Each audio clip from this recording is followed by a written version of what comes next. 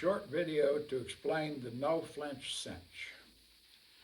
I came up with a No-Flinch Cinch to save people money compared to my Never Tight Cinch.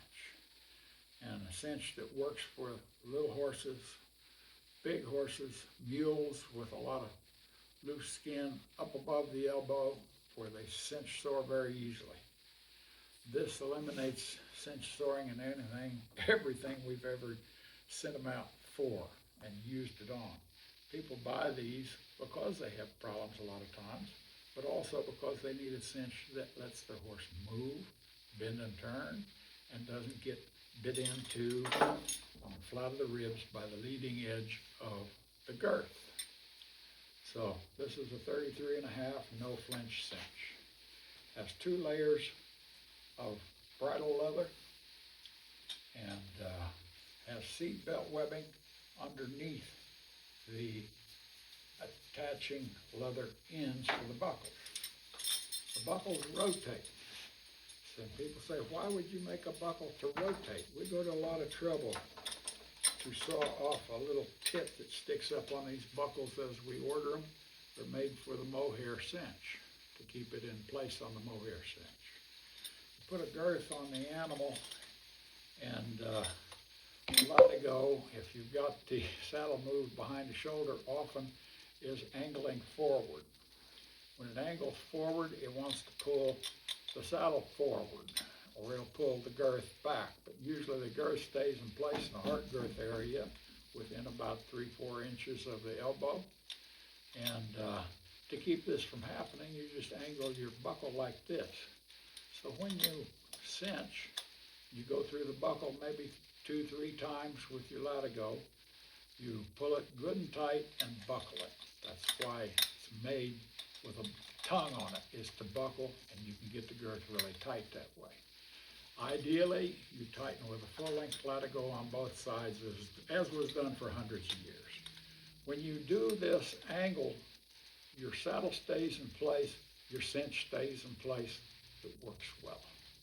You notice it gets narrow here, only 2 1/4 inches wide. It protects under the buckle, and it is 7 3/4 wide here, almost 8 inches.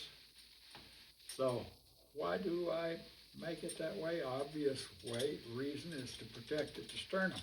But this is not a soft piece of something, a little extra layer of webbing. This is 2 layers of leather and a layer of shoe sole crepe on the inside. This is what goes in the inside of a good shoe for your foot to ride against. It's smooth, it's not slick, it's not sticky like neoprene per se. It doesn't absorb any moisture though.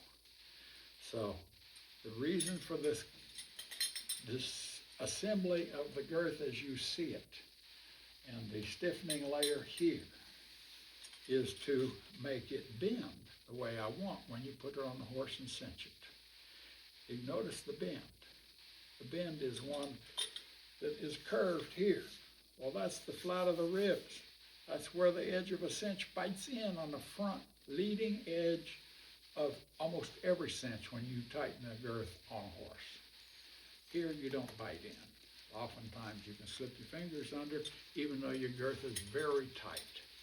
This feature is magnified in the Never Tight, but for about 75 to 90% of horses, even in competition, this one does the trick. It holds the saddle because it gets a hold of them under the buckles, say, and doesn't bite here, and allows you to tighten really good and firm on both sides.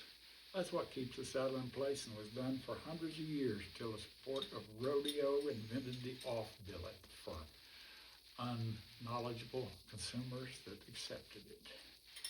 Thank you very much. This is how the No-Flinch Cinch works.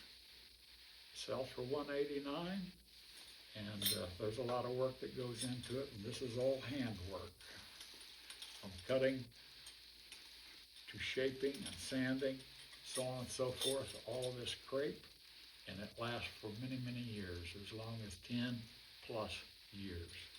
I've had them out there since 1995. I've been doing similar to this. Thank you very much.